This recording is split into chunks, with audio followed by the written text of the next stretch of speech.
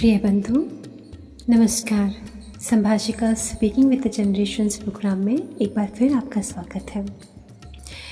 जैसा कि हम अपने देश में अनेक प्रकार के दिवस मनाते हैं, उन दिवसों में से एक बहुत ही महत्वपूर्ण दिवस है शिक्षक दिवस। हम अपने वर्ष के 365 दिनों में से एक दिन जो पूर्ण रूप से शिक्षा और शिक्षक के महत्व, जीवन में उनकी प्रासंगिकता, उनका सही अर्थ, सही मायने में कर्तव्य और अपेक्षित भूमिका को ठीक तरह से समझने के लिए समर्पित किया गया है। अन्यथा तो हर दिन हर क्षण ही हमें माता पिता, गुरु, राष्ट्र, प्रकृति और परमात्मा की स्मृति और उनके प्रति धन्य भाव की मानसिक स्थिति होनी चाहिए। किंतु वर्तमान परिदृश्य में गुरुओं की जो स्थिति पर संकट आन खड़ा है, उस हिसाब से यह बेहद संजीदा हो जाता है कि कुछ वक्त निकालकर विशेष इसी विषय पर चिंतन मनन और अवलोकन किया जाए। ना सिर्फ वे जो शिक्षा प्राप्त कर रहे हैं, ना सिर्फ वे जो शिक्षा क्षेत्र से विमुख अन्य क्रियाकलापों में मस्त हैं, अपितु स्वयं गुरु कहलाने वाले, शिक्षक का पद हस्तगत रखने वाले पुरुषों और स्त्रियों के लिए भी यह दिन बेहद विशेष हो जाता है। और इसी प्रकार यह संदेश जो आज आप तक प्रसारित हो रहा है, यह भी बेहद समीचीन और आवश्यक है। एक जागरूक और सक्रिय नागरिक होने के नाते आपसे छिपा नहीं है कि समाज में शिक्षकों का ना सिर्फ स्तर गिर रहा है, बल्कि स्वयं समाज भी सर्वश्रेष्ठ कहलाने वाले पद को बेहद बौनी और तिरस्कृत दृष्टि से देखने लगा है। कहते हैं ना, जैसे गेहूं के साथ घुन भी पिस जाता है, कुछ वही हाल चुनिंदा जिम्मेदार और गंभीर शिक्षकों के साथ भी हो रहा है।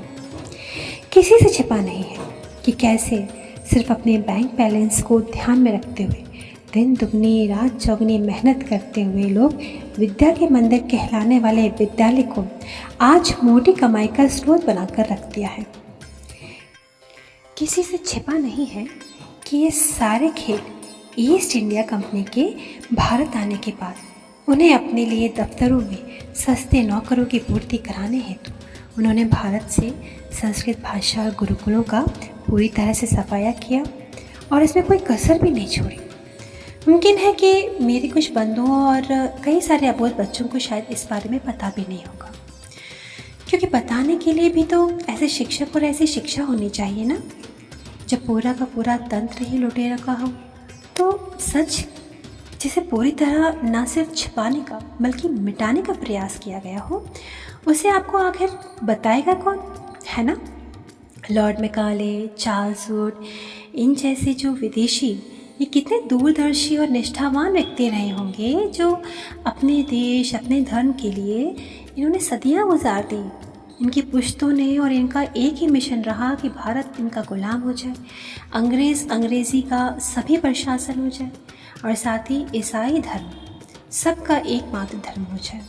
इसी एक मिशन और मंशा के साथ ये यहाँ बने रहे, आगे बढ़ते रहे, फलते फूलते रहे, हमारे ही देश का पैसा छीन छीन कर अपने देश में भेजते रहे और हमारी ही वसीयत को हड़प कर हमें ही हमारी ज़मीन पर किराएदार बना गए, हमारी भाषा, हमारी संस्कृति छीनकर हमें हमारे ही देश में लाचार बना गए। वैसे ये कहानी काफ़ी लंबी और बेहद दर्दनाक है, पर आज हम इस मुद्दे पर चर्चा कर रहे हैं कि आखिर क्यों समाज में शिक्षकों का स्तर गिर गया है। आखिर क्यों ज़्यादातर शिक्षक स्वयं को गुरु या आचार्य ना कहलाकर एक प्रोफेशनल ट्यूटर और सैलरी बेस्ड टीचर ही कहलाना चाहते हैं। आखिर क्यों उनमें वो तेज, वो तप, वो त्याग, वो तितिक्षा शेष नहीं रह गई जो शिष्य उन पर हाथ उठाने की बजाय उनके पैर छूने को विवश हो जाए। क्यों उनमें वह सादगी, वह संयम, वह शील नहीं रह गया जो उनकी और किसी का भाव गुरु रूप में नहीं, गिरे रूप में जाए। खुद शिक्षक शिक्षिकाएं भी बच्चों के प्रति वात्सल्य, करुणा का भाव छोड़कर वासना और क्रोध के भाव संजो लिए हैं। कारण क्या कारण है? बस इसी कारण को समझने और निवारण को अपनाने के लिए ही तो यह दिन बनाया गया है। अतः कृपया कृपया करके इस दिन को महज टीचर्स को red pen, wallet, greeting cards इत्यादि देकर स्वाहा न कर दें। छोटी मीठी चीज़ें गिफ्ट्स करके, अपने सहपाठियों से कॉन्ट्री लेकर, एक ट्रीट देकर, एक स्टेज प्रोग्राम कंडक्ट करके, नाच गा बजा कर कृपया इस दिन को यूं ही बर्बाद न कर दें। इसे समझें और समझाएं। शिक्षक दिवस को उसकी गरिमा और महिमा के साथ मनाएं। छात्र छात्राओं से भी आग्रह है कि अपने शिक्षक और शिक्षिकाओं को बेहद सम्मान के भाव से देखें, भले ही वो आपको काबिल लगें या ना लगें, क्योंकि आपकी शुभ भावना उन्हें भी यह महसूस करने में विवश कर देगी कि वो सच्चे अर्थों में स्वयं को आचार्य कहलाने योग्य बनाएं, और इससे आपकी विद्या भी फलीभूत होगी, आपको सफलता और स्वास्थ्य भी मिलेगा। शिक्षकों एवं शिक्षिकाओं से भी आग्रह है कि शिक्षा और विद्या में फ़र्क समझें, विद्यादान का महत्व समझें। इस बेहद प्रतिस्पर्धात्मक, महंगाई और वैश्विक दबाव के युग में स्वाभाविक है कि जीविकोपार्जन के लिए धन भी चाहिए, पर अगर एकमात्र आपका लक्ष्य धनार्जन ही है, वो भी शिक्षा के माध्यम से, तो कृपया शिक्षण क्षेत्र त्याग कर किसी अन्य व्यवसाय को अपनाएं। शिक्षा को धनार्जन का माध्यम ना बनाएं, विद्यालयों को व्यवसायिक केंद्र ना बनाएं। कितनी हास्यास्पद बात है कि जीवन के समस्त अनुभवों को धारण कर, समस्त वेदों और विद्याओं को पारंगत कर, समस्त भाषाओं और देशों को समझकर, जो समस्त कला कौशल का विशेष ज्ञान प्राप्त करके, वैराग्य प्राप्त करके अपने आप को निपुण बनाता था, वही एक दिन प्रधानाचार्य कहलाता था। और आज की स्थिति आप देख ही रहे हैं। ना किसी की उम्र है अध्यापक बन पाने की, ना किसी की उम्र है प्रधानाचार्य बन पाने की, फिर भी हम वह काम कर रहे हैं, शायद कभी मजबूरी में और शायद कभी सिर्फ पैसों के लिए।